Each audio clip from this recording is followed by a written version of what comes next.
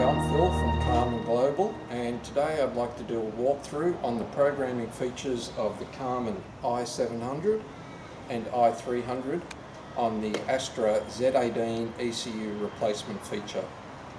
Now, important thing to note is the service programming system functionality should only be used to flash the ECU on the right hand side, which is the later new style ECUs. The service programming system should never be used to reflash the original software inside the old style ECUs, which have the heat sink fins on top of them. All other functionalities, including CAN programming, variant CAN programming, reset ECU, pin code reading, are available for both style ECUs. So the service programming system functionality is only to be used on the new style ECUs. So the first thing you're going to need is the pin code in the process of replacing the ECU. You're going to need this to reprogram the new engine ECU to the immobilizer, and first of all you need to get this out of the older ECU before you remove it from the vehicle. This function is also great for key code programming, where if the customer's lost his keys, you simply grab yourself a chip, a transponder chip, pull the pin code out of the vehicle and program it. Here we're going into the programming side of the engine ECU. You can see 1 on the list, service programming system for reflashing, 2 is pin code, 3 is reset the ECU, 4 is program variant coding, 5 program your CAN, 6 reset idle speed, 7 relearn values, and 8 is display the immobilizer system. So we've selected 2, press enter, ignition on, leave the ignition on. This will take roughly about 3 minutes because it needs to pull the whole file out of the ECU and run it through an algorithm in order to crack the code for you.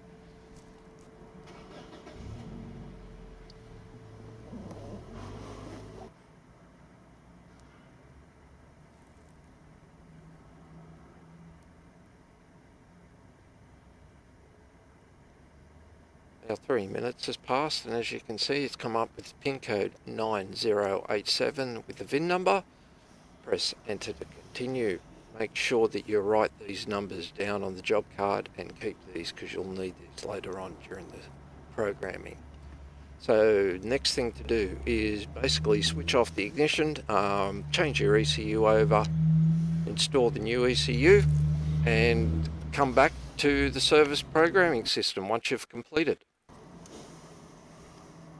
Okay, so you've installed the new ECU, got the ignition on. The first thing you got to notice is the check engine warning light's going to be flashing rapidly to verify that you've lost communication between the immobilizer and the engine ECU, which is fair enough because your ECU has no software in it at the moment. So we're going to go to Service Programming Systems, read the instructions, make sure that you have the ignition on and engine is off, obviously. You have a good power supply connected to the vehicle. Now this particular ECU I've used in my demonstrations many times before, so I've already got a VIN number in here, but generally that'll just come up blank if you're getting a brand new one out of the box. And it's a matter of a case of just typing in the vehicle's VIN number.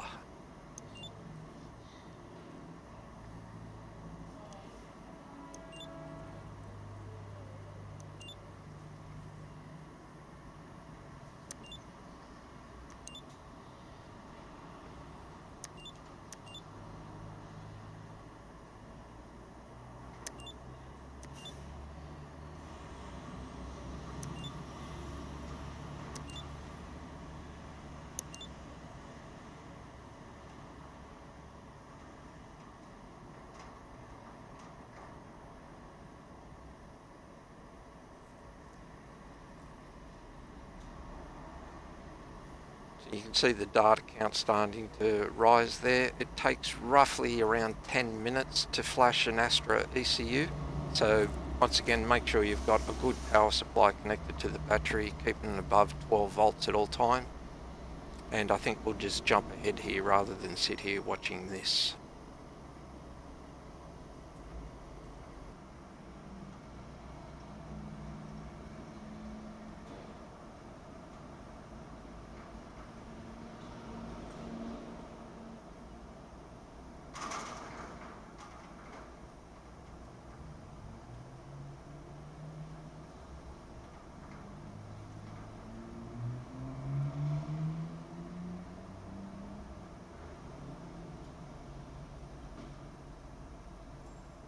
Now, it's always good practice to have your auxiliary power source connected to the vehicle, because over the 10 minutes with the fans running, the last thing you need is your voltage to drop down. So we're just waiting for the checksum verification. You need to cycle the ignition off and back on.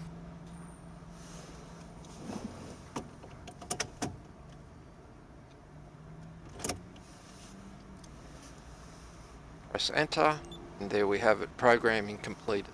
The calibration files for the operation of the engine are now installed. Now, you may notice the check engine warning light will come on straight away after cycle ignition. This is normal because up until this point the keys aren't programmed, your variant CAN programming isn't done, and your CAN programming isn't done, so the vehicle will still be logging codes, because at this point communication between the engine ECU and the other ECUs has not been established.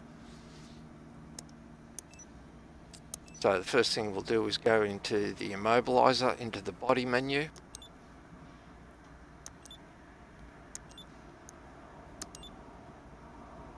Enter into programming. Choose number 2, program immobilizer function.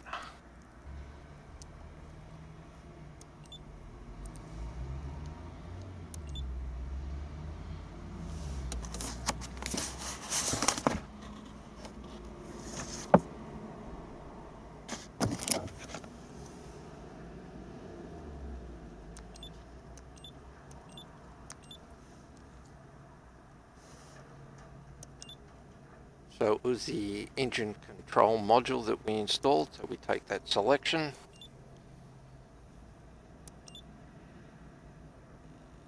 Ignition needs to be off for 10 seconds. That allows the time for the ECU to boot down.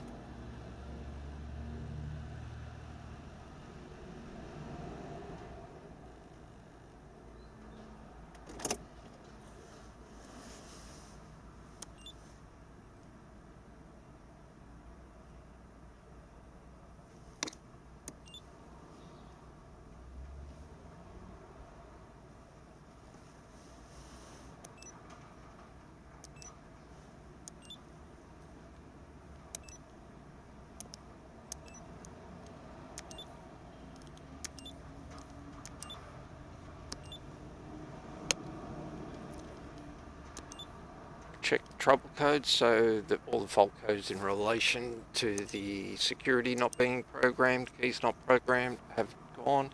So the next thing we need to take care of is the variant CAN configuration programming. So we'll do the variant first. So in this vehicle we actually have cruise control installed. So we select our left or right buttons to change our options. It's an automatic transmission. Air conditioning. It does have ABS. It's got traction controlled. Vehicle dynamics not. And close ratio transmission. If you're not sure of these functions, you can go into the original ECU before you remove it from the car. Have a look at what the variant and CAN programming functions are set at, and just note them down.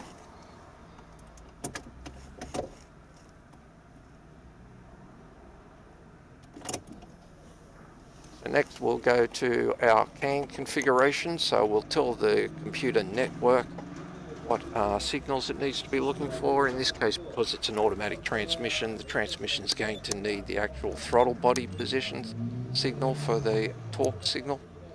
It's also need to be sent through to the traction control, so it has an idea of what horsepower the engine's producing and torque, so it can take control over that when need to be.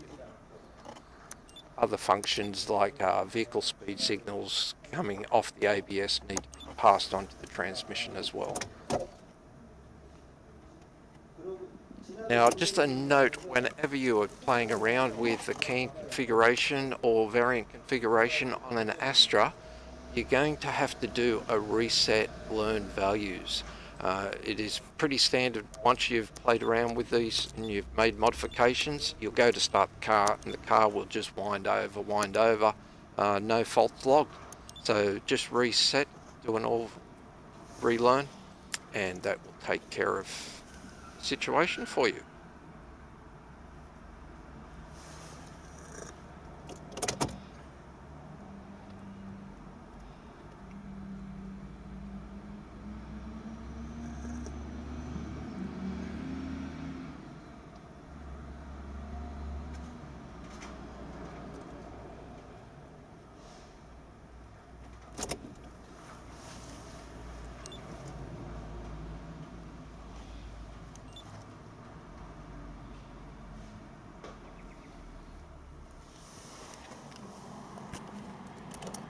But we'll start the car up. Now, it's pretty standard in most cases with an automatic transmission that the check engine light will come back on again because there's fault codes logged in the transmission to do with communication with the engine ECU, which is quite understandable considering it was a brand new ECU with no software inside it. So we just go to the transmission and erase whatever fault codes are in there. Most likely have, if you did have a faulty ECU, which were the reason we're changing it, you'll also have your old fault codes in there as well, which you'll need to clear out before you give the vehicle back to the customer.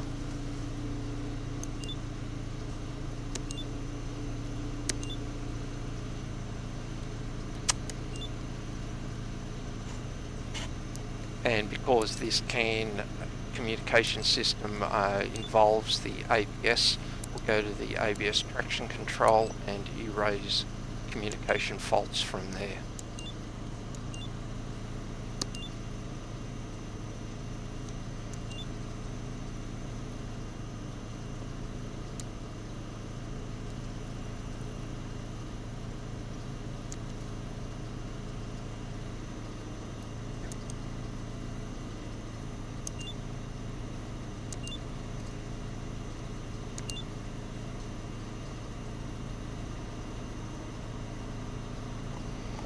So that's it. You can go back to the engine and just confirm you have no fault codes.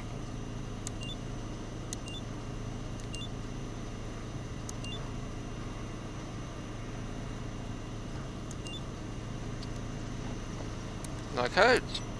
So just to summarize again the programming functions. So number one is for reflashing the ECU, putting calibration files in. 2, pin code extraction. 3 is reset the ECU if we want to take it off and use it on another car. 4, program your variant configuration, whether it's ABS, traction control, etc.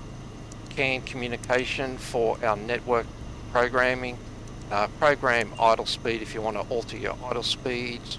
Reset learned values for any modifications done, that'll reset the vehicle to go.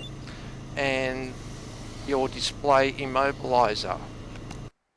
Okay, so I hope this walkthrough has been insightful into the procedure of replacing the ECU in an Astra G. This is Phil on behalf of Carman Global, and take care, everybody.